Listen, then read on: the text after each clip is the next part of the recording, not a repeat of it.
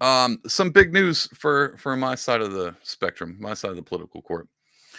Old Donny Boy is going to the Libertarian Convention. Let me share this real quick. I'm going to read this out to you. And we're going to talk about this. I'm going to share my feelings about this particular thing. So take a look at it. I'm going to leave it up. So President Trump to address Libertarian Party concerns at National Convention May 25th. The Washington, D.C., May 1st. Oh, that's just the date.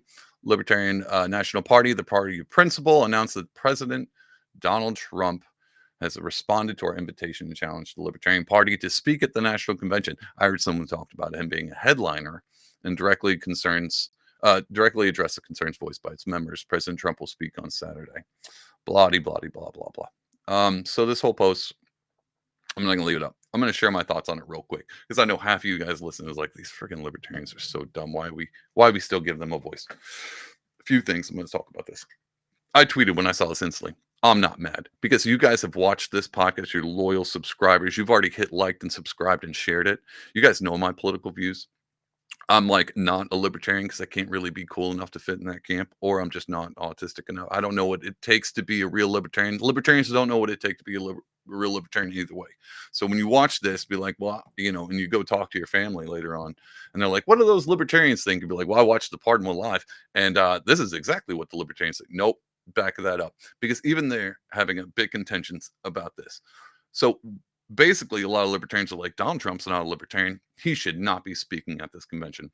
Wrong. If anything, it brings that whole MAGA thing to pay attention to libertarian ideals. I don't know if you know this, but all of MAGA's favorite, the MAGA movement, all their favorite politicians are part of the thing called Freedom Caucus. And I hate to tell you, a ton of them love the libertarian leading Republicans, like Ron Paul, like Rand Paul, like Thomas Massey, like Justin Amash. All these guys, they're kind of libertarian. And so libertarian views are super popular. You know what's not popular? Libertarian Party. Because they're wacky. They're a crazy bunch. And we're all kind of crossing our fingers going, I sure hope nothing crazy happens at this convention like it does at every convention that they have. Someone's going to walk up on stage, no clothes, with a boot on their head, because that happens all the time. They're going to argue about whether or not you need a license to have a toaster. They're going to do that. It's going to be a blast. If you haven't watched any of the debates, we're going to be lucky if they show up with socks on. They might just show up barefoot. And so I love my boys over in the libertarian camp. Here's what I do love about it. Trump's going to show up, and then a ton of people on the MAGA side are going to be like, hey, what are these libertarians talking about? Gun rights? We like gun rights. And what about all the stuff that Trump did? Want to, take the guns first? Yeah, he said stuff like that. That's why when I say I like Trump, I don't align with him completely politically. It's because a lot of his policies, I was like, the vaccines, that whole thing, I don't jive well. But a lot of stuff he does do, I'm ranting now, but I'll tell you this, and this is such a weird, controversial take. I hope you guys appreciate this one. There are some Trump policies I do like. I do appreciate. They're better than Biden's for sure, and we see that. And I'll bring this up in just a second. They're better than Biden's. They're better than Democrat. Like I would take Trump. I would take Trump over anybody that the left side can put up.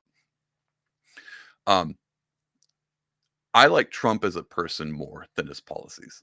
That's my big mic drop moment. Trump as a person, I know people are like, David, you're a Christian. How do you like this guy who grabs them by the you-know-whats? All right, side note. I don't think Trump is a great Christian. I think Trump is doing a great job at doing what he does. I think Trump is doing a great job at being Trump. And that's the thing I like about him.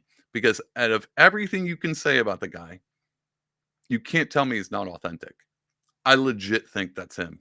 I don't think he's putting on a show.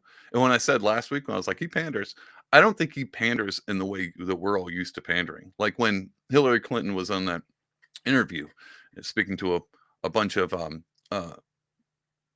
I don't even remember what interview, maybe it was a podcast. Either way, they were talking about her reaching, the African Americans, the black community, and she pulls out hot sauce. She's like, I carry hot sauce around in my purse, and the way she does a country accent when she's at a black church, stuff like that. Trump wouldn't do that. Trump doesn't do that. If Trump goes to, I don't know, South Carolina, you think Trump comes out and starts talking like this? No, he talks like Trump. And he doesn't change. And that's the thing people really hate. Matter of fact, if anything, the one thing he could do better is stop talking so much, is what most people say. I disagree. I think the more he talks, the more we get to know him. And the more we get to know him, the more people like him. And that's kind of where I'm at now. Again, I'm not going to go on the big middle finger rant. I think it's a great middle finger to the uniparty deep state. You guys know that. I know it's a simplistic take. I get it. I'm a simpleton. You don't come here for the super intellectual. I keep shaking the table. Sorry, guys. Come here for the super intellectual political analysis of the day on foreign and domestic wars and inner affairs. And you don't come here for that. You come here because, to be honest, I don't know why you come here, but I'm glad you were here. What we got? We got Trump won 2020 is back. He says they're good people. I think he's talking about the libertarians. They are good people. They're like the only people that want to hang out with me online. So yeah, I love my libertarian friends. One day I'll be cool enough, but I think I'm going to hop skip right over that libertarian thing straight into anarchists here in a little bit if I keep reading my Bible, because my Bible is telling me all kinds of stuff about not worshiping the state. So it seems to be those libertarians are cued in on something. Anyway, a lot of libertarians were really mad about this. They're like, why is Trump coming here? He's not a libertarian. We don't want him. We should be, highlighting our libertarian candidate, especially the one that's going to be running. I think the Libertarian Party is pretty much, the convention is them. I don't think they've announced exactly. They still have debates and stuff. That's how in depth and in tune to the Libertarian Party I am. They have a lot of great candidates. One of them I particularly hope that wins. It's that Joshua Smith guy. I like him. He's a hardcore libertarian. And so they're all pretty mad that Trump's showing up because they're like, he's not a libertarian. And what a lot of the libertarians in the chairs are pointing out, like, yeah, we're not trying to sway Trump. We're definitely just trying to get people to look. It actually brings up, makes the Libertarian Party look legit, or at least pulls eyes on the Libertarian Party. And I agree with them. I think that's a great tactic. I don't think a ton of libertarians are going to leave this going, I'm voting for Trump when Trump shows up. Do I hope they do? Part of me wants the libertarians to kick back against this. And I'll tell you why in just a minute. But part of me does want them to be like, oh, okay, there is some practicality to playing the game strategically. And I think that's exactly what the LP did. But one thing that no one seems to pay attention to what they also did. They invited Trump to speak because they also invited Biden. And they also invited RFK. And Biden has not said anything. He's not going to go. If Biden shows up and says, yeah, I'll go to the LP, that'll be amazing. It'll be amazing.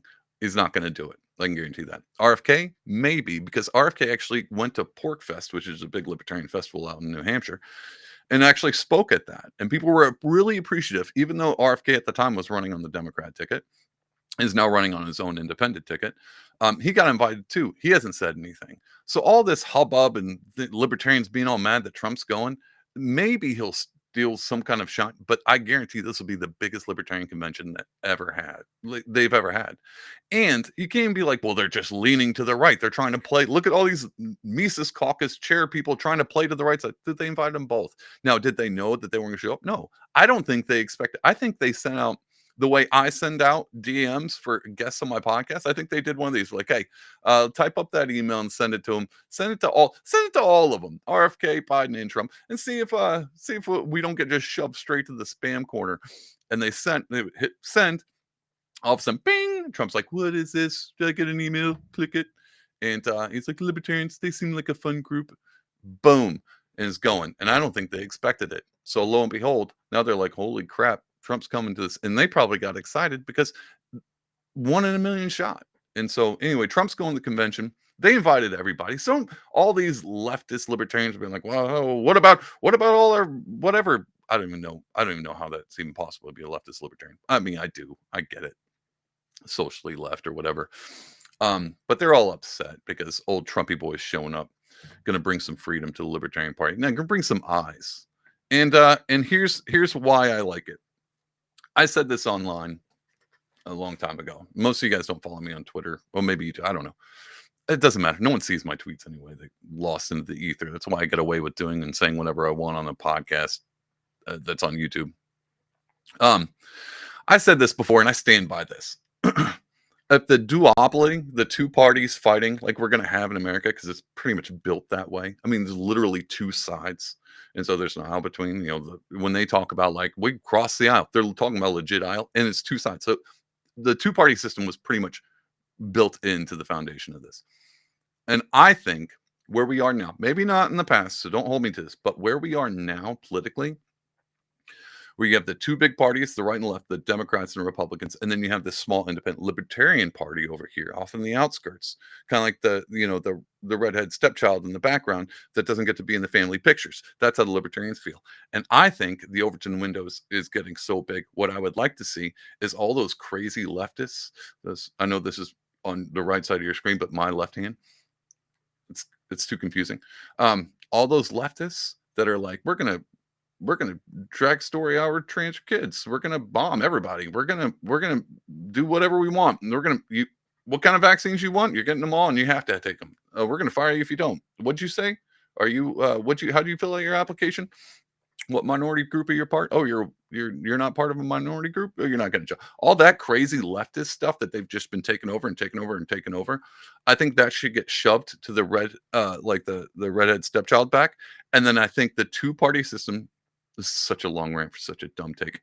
The two-party system should be Republican versus Libertarian, because then you're basically going from the big government leftists. That's just dumb. Those are all dumb takes. Get off to the side. You can pretend like you're a real party, but you're not. And then the small government Republicans, not really small, but what they claim to be small government Republicans, and then like the really super individualist small libertarians, and let the Republicans and Libertarians take the main stage and hash it out. Because then we'd actually get some real policy, some real stuff. We'd actually probably have a real country again. So that's my hot take.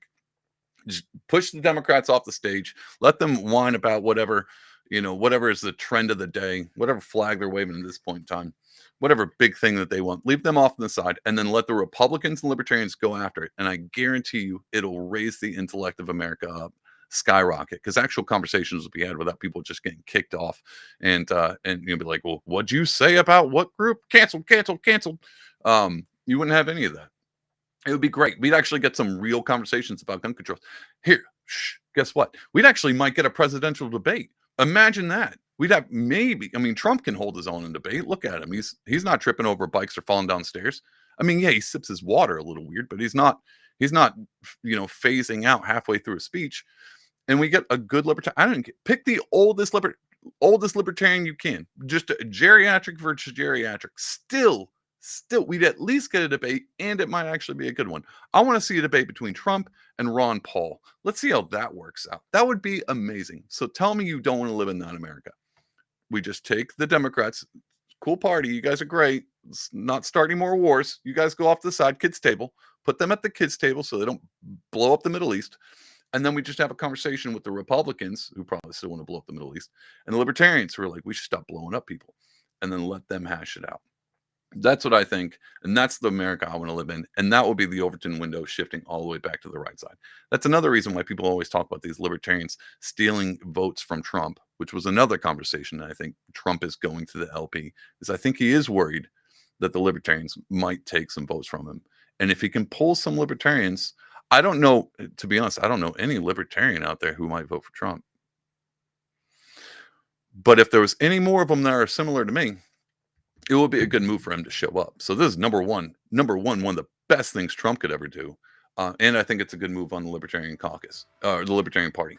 And I'm saying that specifically because I want more people to see the Libertarians and be like, oh, these people aren't that crazy. So there's a few wacky dudes, but every party's got some wackadoodles. Libertarian Party might have a few more, but they got some really smart people who want the best for the country. Just have different ways of going about it. So it would be like small government, limited to no government kind of thing, going after it. And we would get back to some kind of form of a country on a great road. Anyway, that's that rant.